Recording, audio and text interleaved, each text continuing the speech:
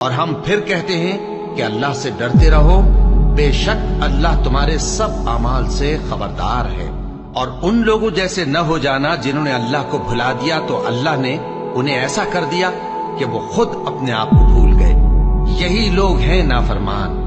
اہل دوزخ اور اہل بہشت برابر نہیں، اہل بہشت ہی کامیابی حاصل کرنے والے ہیں۔ اگر ہم یہ قرآن کسی پہاڑ پر نازل کرتے تو تم اس کو دیکھتے کہ اللہ کے خوف سے دبا اور پھٹا جاتا ہے۔ اور یہ مثالیں ہم لوگوں کے لیے بیان کرتے ہیں تاکہ وہ غور کریں۔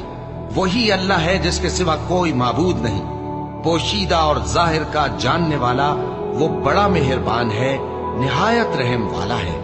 وہی اللہ ہے جس کے سوا کوئی عبادت کے لائق نہیں، بادشاہ حقیقی، ہر عیب سے پاک، سلامتی دینے والا، امن دینے والا، نگہبان، غالب، زبردست، بڑائی والا۔